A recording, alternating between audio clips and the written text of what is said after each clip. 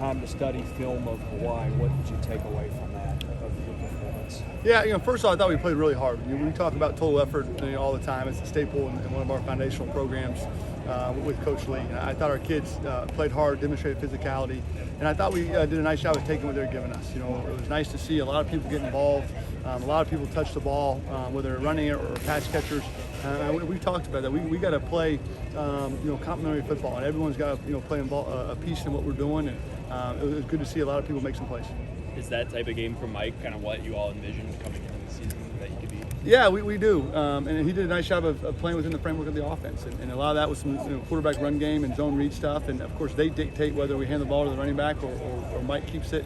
But I did a nice job of pulling the ball when he needed to pull it and hand it when he needed to hand it. And he's going to make plays in a football game. He did a nice job of letting the game come to him and not forcing it. And we talked all the time, in a 70, 80-play football game, there's going to be enough plays to be made. Just let it come to you and make the available plays.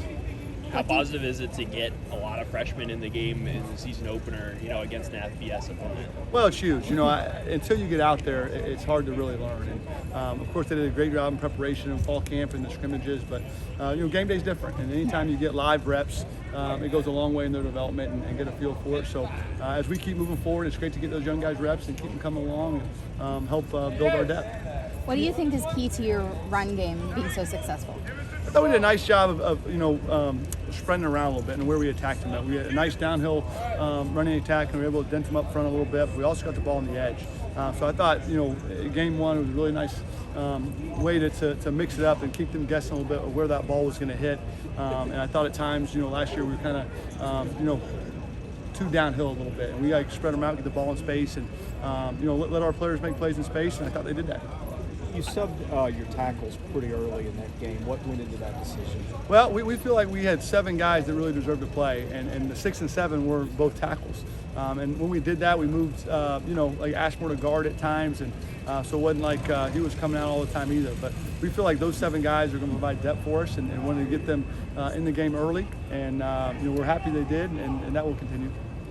The line, no tackles for loss for Hawaii and no sacks. That's pretty rare.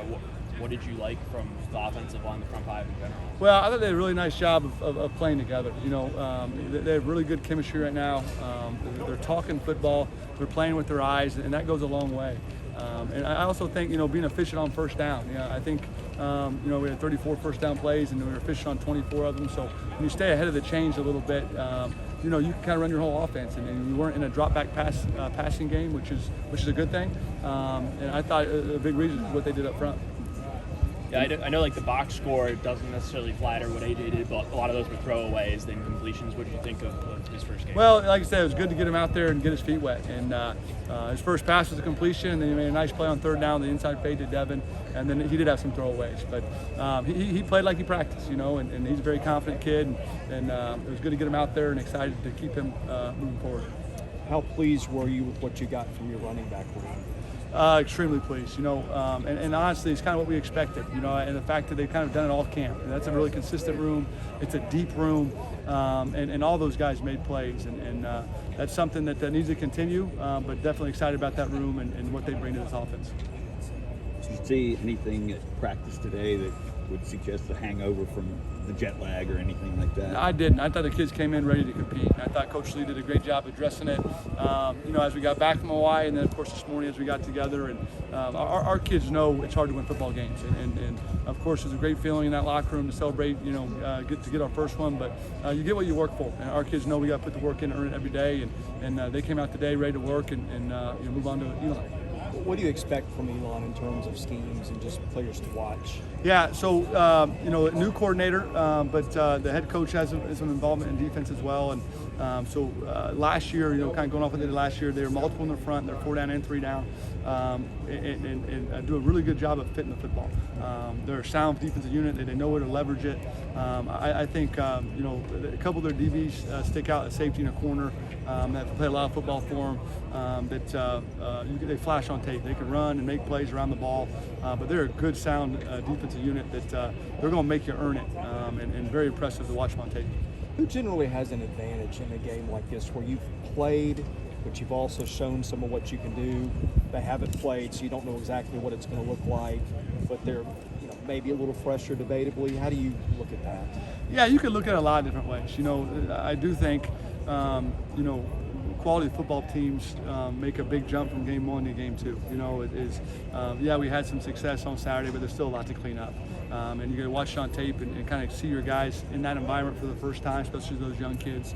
And we need to make some improvements from week 1 to week 2. And as you look at Elon, them coming off, week 1, there isn't a lot of tape, and there's some new faces for them that are playing that we don't have a great idea of their skill set, so on and so forth. But they haven't played yet either, So I think there's pros and cons to each one. And the good thing is, throughout fall camp and what Hawaii did on defense, we've seen a lot of different looks. So whatever they throw at us, I think we'll be able to adjust quickly and attack them from there. Anything else? Yards rushing, I guess it's not all your room. It's Mike playing for some too. But you guys did a lot. How did you feel about the way you played against Hawaii? I felt great. I was very proud of our room, very proud of the guys who stepped up. Rocco, Chase, Coop, those guys stepped up and just showed up they deserve to be at this level. They deserve to get some carries. Then Mike, Mike is different. He's a special kid. He's a special quarterback. He runs like a running back. He runs hard. So it's pretty exciting to just see our whole team come together and just play well.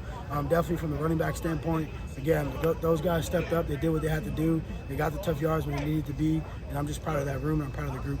It's a pretty long road back for you, considering you were limited in the spring. What was that feeling like of finally being able to play again and having a big game? It was definitely emotional. I'll be honest. We were doing our walkthrough on Friday and I kind of sat there and I was a little emotional just because I worked so hard to get back. And again, our training staff, our strength staff put me in a good position to mentally come back and feel comfortable and feel confident within my knee and my foot. But it was also just good seeing my family there. I had over 30 plus family members there. That's the closest I'll get to home. So just to see my family be able to see me again and watch me play was great. And then to have the guys rally behind me, many guys were just telling me to stay confident, be cool, be collective, and just know this is what you do. And, I definitely want to shout out, all our O-line. Those guys, without them, we wouldn't have been successful during that game. And we won't be successful without them during the season. So those guys played a big role in my confidence to come back and be prepared.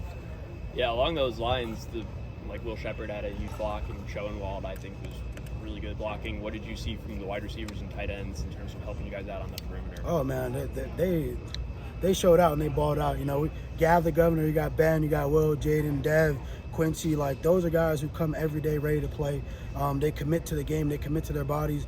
And, I think, we don't give them enough credit because, again, that's a room who's very thin on numbers, but they go out there and they ball every day. They don't complain. They don't take days off. And it's just a thing that I look at and I'm inspired by them because, again, you don't hear them complain. What the leadership that they have in that room, the older guys like Gav and Ben, they constantly keep going at 100 miles per hour.